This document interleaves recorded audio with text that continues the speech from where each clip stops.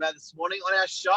Welcome to Morning Minutes with myself, Michael Berger, and Mark Novak. And this morning we're talking about the two blades. There's always sort of two sides to a story. There's two blades. There's a reaction and an irrational, whatever you call it. And the two blades and the two sides we're referring to this morning with what we're going through at the moment is the health side, but also the economy side. And hearing that at the moment going, if the virus doesn't kill you, the economy will. So I don't think people realize how serious it is. Just because they've got money in the bank and they can write, Sorry, just connected to Facebook, so the audio doubled. Go. Just because they've got money in the bank, that they can say, why don't you just lock out the country and then everyone locks out and get rid of the virus? People are completely missing the bloody point. People are completely missing the point. Corona has two edges. One is a health one, killing people. Two is an economic one, killing people. Right? You kill the economy, you kill people. So people have got to realise that our Prime Minister has the information to make the decisions for the public, and they've got to respect it. Yes. They've got, like, these guys have so much information to and so many people to consider. The best we can do as a community is listen to what they're saying. If they're saying lock yourself up at home, lock yourself up at home. If they're saying go to work, go to work.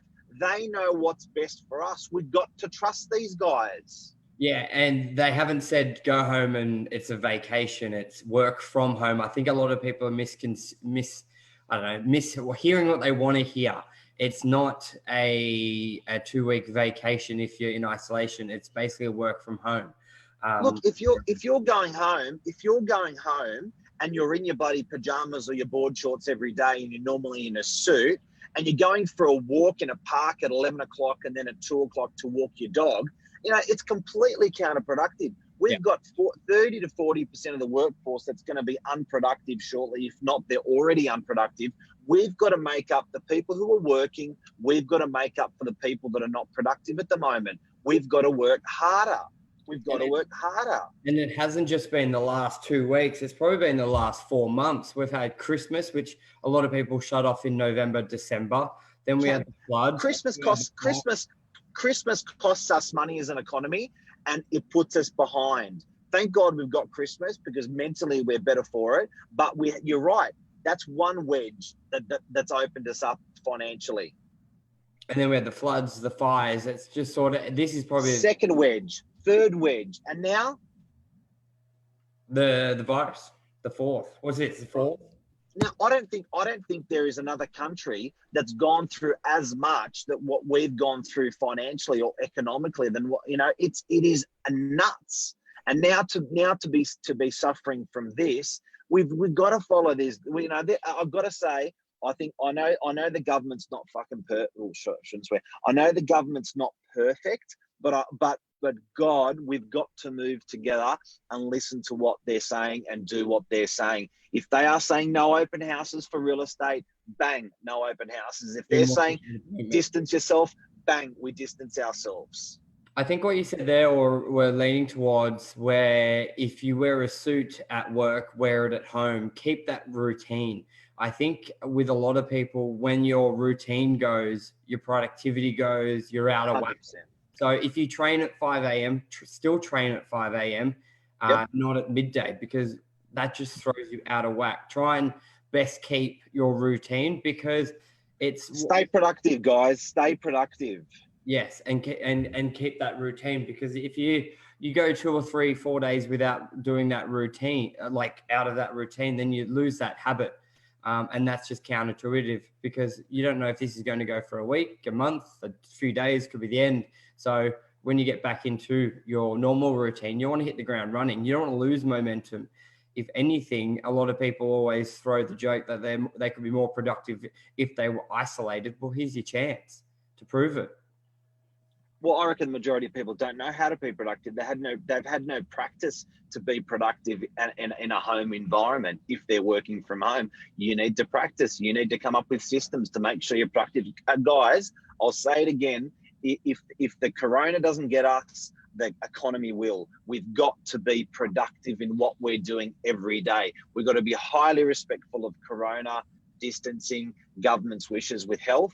We've got to be highly respectful with productivity and government's wishes with productivity. And people that are Muppets out there saying we should just lock ourselves out, ourselves out. Well, guess what? If we could, we would. And that's the government looking at all of the markers in the economy, looking at all the markers in the health system with the most professional and experienced people in the country and making these decisions. Like, hell, that's good enough for me.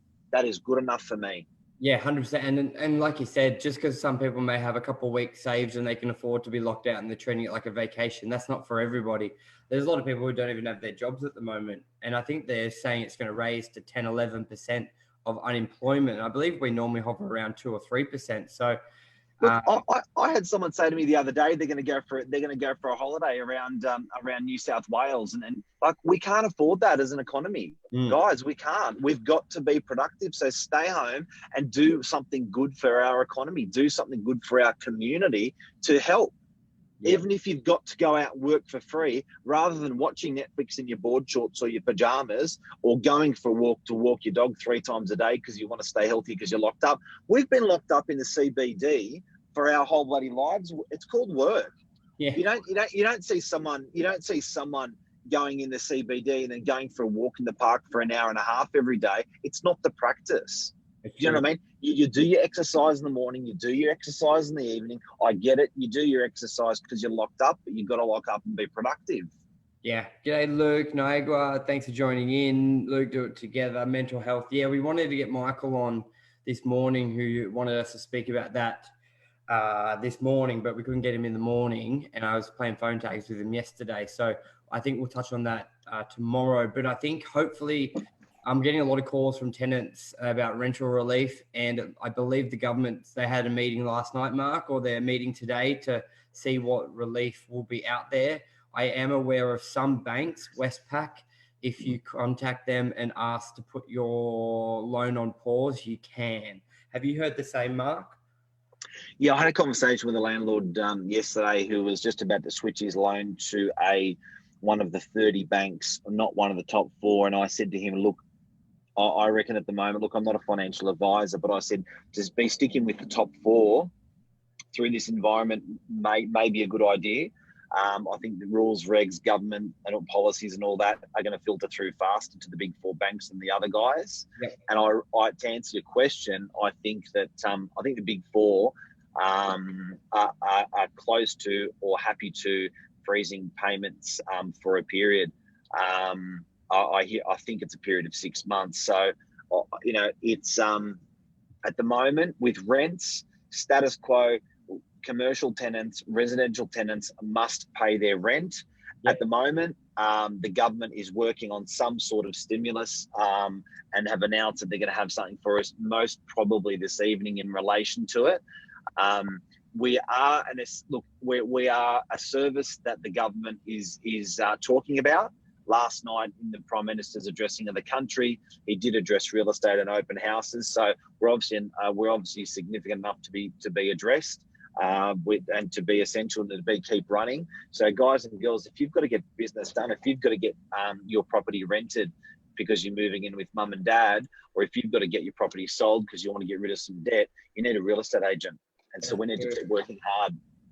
Thanks, Nico. You said I can call him. I was just reading a name out, Mark, and I can't pronounce it. He goes, nah, it's fine. N-A, perfect. So that's good for future.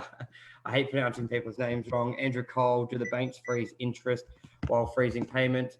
Not sure, but I think it's good initiative by the banks where you can sort of tell that they're trying to work alongside the government to get through this, because they know just as important, they want customers for life. And if they're retail customers and that failed, well, don't get on the other side of this crisis, you could call it, then they won't have a client. So that their economy position is just as strong as their health position. You can see they've done that without it being mandated by the government. And a lot of the time with those sort of the banks, unless they're forced to do something, they're not doing it. So I think that really stresses what you're saying, Mark, about the economy. where it needs to keep ticking over. And if people don't realize, Michael, this is war. This is war on two fronts. It's war on a economic front, and it's war on a health front. People have got to fight. People have got to fight, and we've got to fight through it, and we're going to get through it, and but people that are ignoring the economic side of it because they're okay economically and they can afford to be, let's just lock out, because they're only looking at one aspect. They're only looking at the health aspect. Yes. So we're trying to balance this. We're trying to balance this and teeter on the edge of both. And the people that have the best information to make this decision on balancing the health fight and the economic fight are government. And whether you love them or hate them, guys, they're the ones that are in the front and center at the moment. It's completely counterproductive shitting on them. We've got to respect them, and we've got to follow all the energy talking shit or studying why they're wrong is just pointless, because you're not in a position to do anything. But all you can control is what you do and what productivity and energy you put back out. If you're putting, instead of focusing on work, you're putting on the energy just to shit on the government and say why they should do other things. Like the school thing, Mark, they've made it very clear, their position. They've made it clear. And every question, every second comment is about the school. It's very simple. But, people, I'm not a corona expert. And no matter how much I invest in my time today, tomorrow, and next week, I'm not going to be enough of an expert to make a decision on what's being done with schools. Fact. Yes. So I'll tell you what I'm an expert in: property. I'm an expert. I'm a real estate agent. I've been doing it for 25, 27 years, whatever it is. Ask me a question in relation to property, corona, and economics, and I'll give you the real estate version answer of that. So in terms of education, corona, and government, just listen to what the guys are telling us. For Christ's sake, you don't have the information because you're a Google doctor. Very true, very true. So what are the takeouts? Just a few comments reading out. So Andrew asked if the bank freezes interest while the repayments. Luke said only freezes loans. If you only absolutely have to, you can create good habits by paying loans. It's actually a good chance to get ahead if you can freeze it and still pay. Look, guys, don't put your energy into what ifs. It's going to kill you.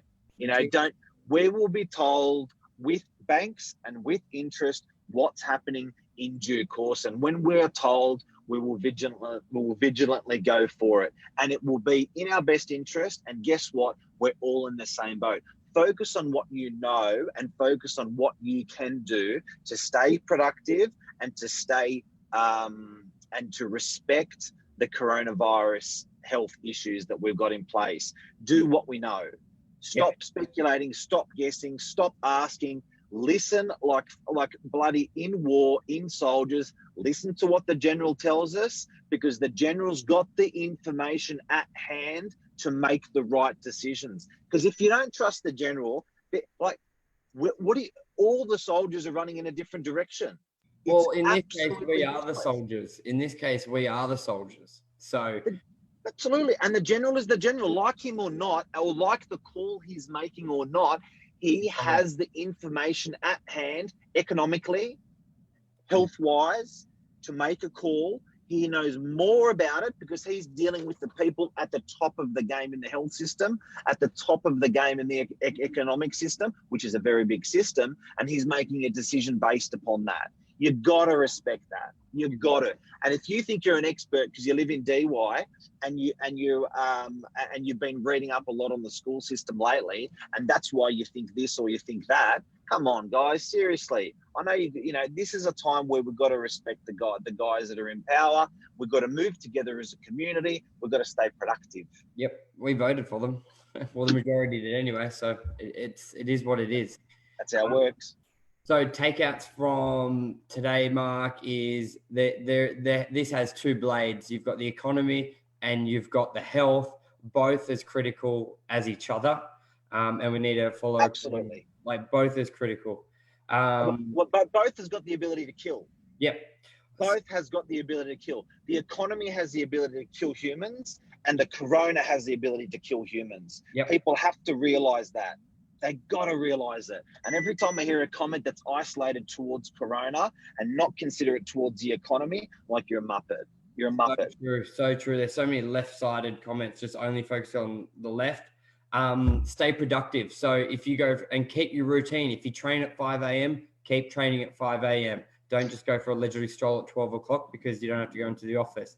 It's forming bad habits. So you've never worked from home before. Yeah. Just because you've been, the reality is, when you're at home, you will do what you're trained to do at home because you've had 20 or 30 years of training at it.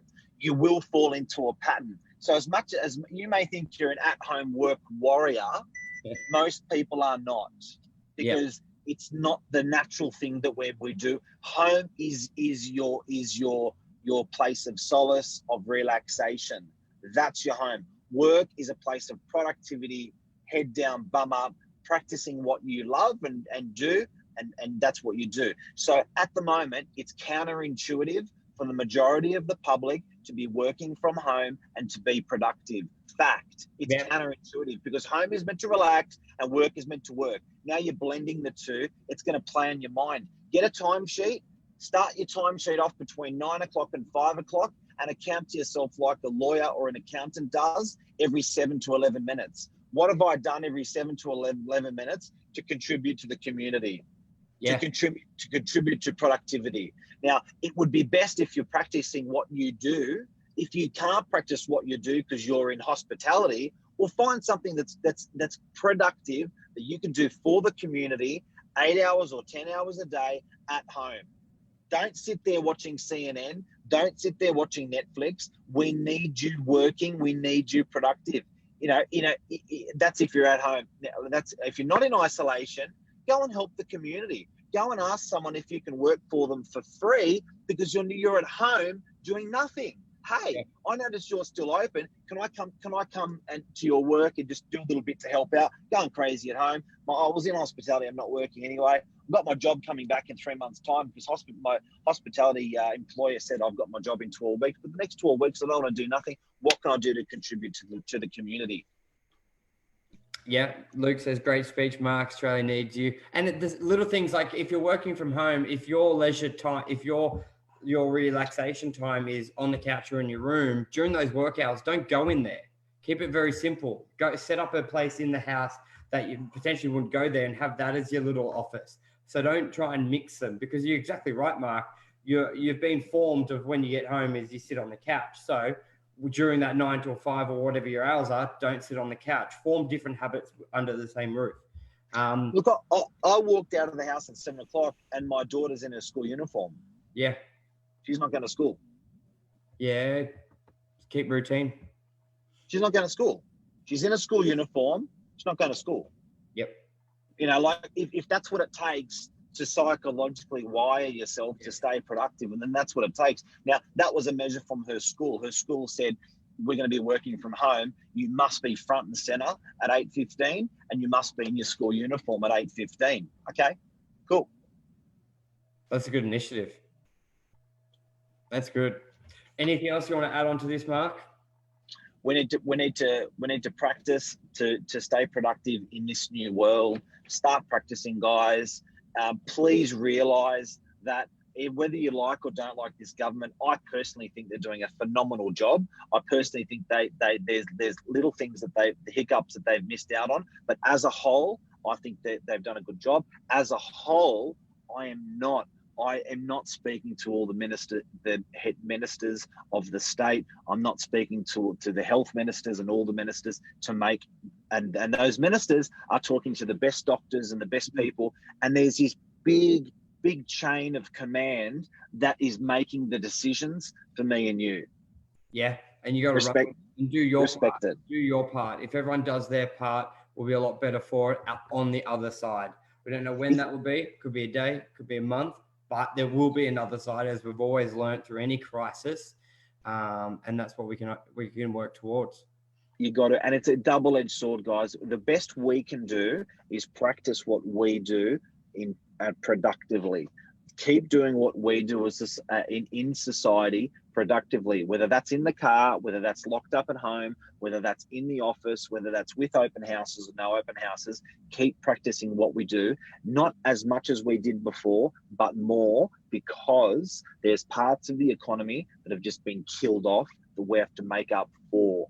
There's 20, 30, 40% less revenue in the economy, less blood to circulate through the veins. So we need to pump the blood that's not moving harder through the body by doing what we do. Amen.